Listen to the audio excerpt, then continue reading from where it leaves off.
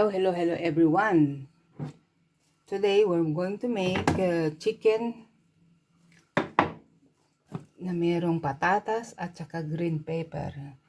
Yan, may soy sauce tayo, may olive oil, garlic and onion. And of course, the main ingredient, yung chicken. Umpisa na natin i-cut. Umpisa na natin sa sibuyas.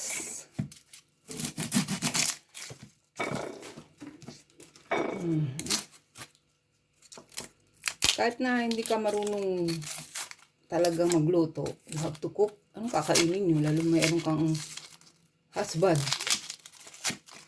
Kasi nga ang husband ay hindi mapili ang pagkain. Kundi, matagal na. Wala yan. Pero nakain din kami sa labas sa restaurant. Kaya, okay lang. So, lagyan natin doon ang onion. Tapos, onion ulit.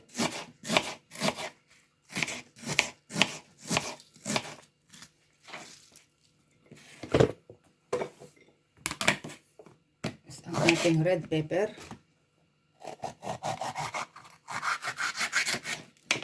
Okay. Yung sa iba nilalagay ang seeds. Alright.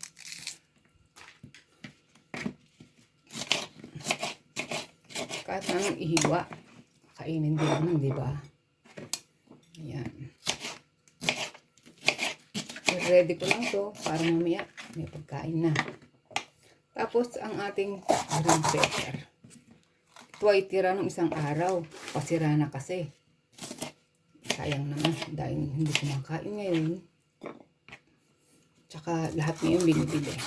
Kasi natin yan. At tsaka ito. Cut it.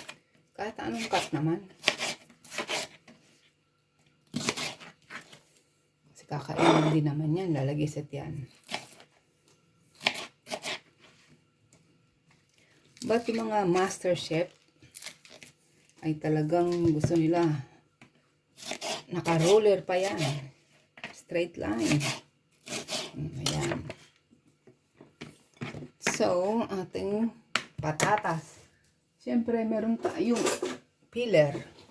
Ayan. Sali, alisin natin yan.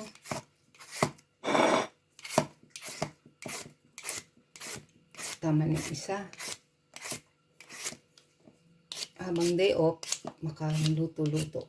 Maka-YouTube. Ano pa? Halatang hindi sanay sa kusina. Puro lang naka-computer eh. Kasi ang aking work dito sa Grecia. Computer. Hugasan lang natin patatas.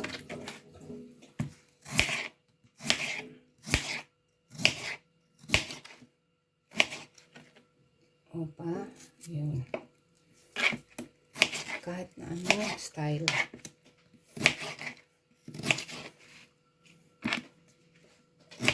Oh, yes. Okay. Ngayon, itong bawang, meron na siyang pwede nang itanim. Sa patatas, ang hindi pwedeng kainin pag may ganyan na. Okay. I have a dikdiker. Yan.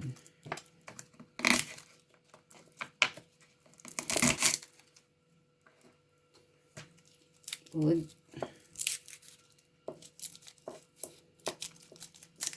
I'm doing this video to increase my revenue and my views because it's going down every day. Alright. So, let's excuse me for a while. You can see it also. Opa.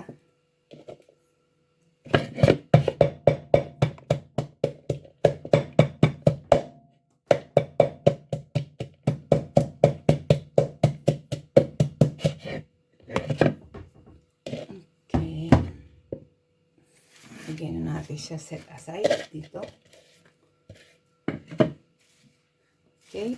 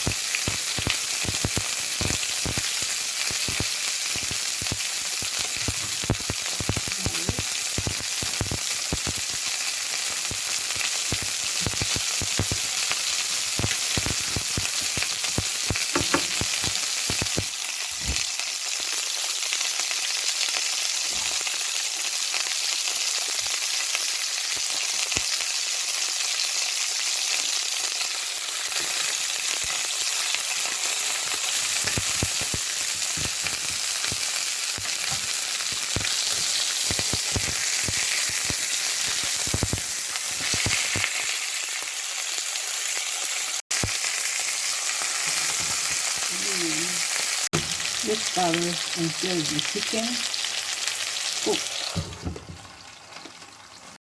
Ating silipin ang ating niluluto. Wow! Nag-caramelize ang sibuyas. Baligtarin natin ang chicken.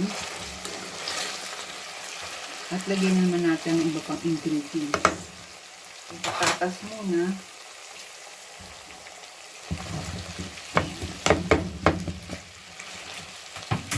At atin siyang takpan ulit. Natin ulit. Lagyan natin ng soy sauce. Soy sauce. 1, 2. Okay. Tapos konting sabaw. Lagyan natin ng half cup of water. Atin uli siyang finally, add na natin ang iba pang ingredients for the final touch.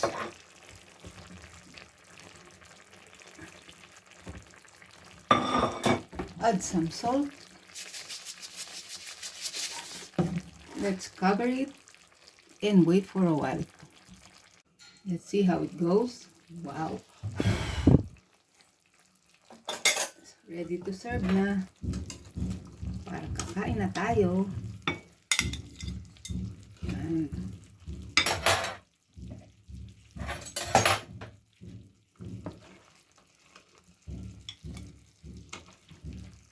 Sarap.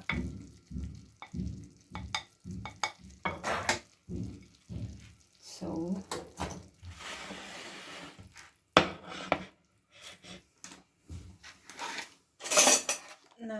at saka po, let's see. Wow, talaga naman. Tender na tender ng chicken. Napakasarap. Yummy.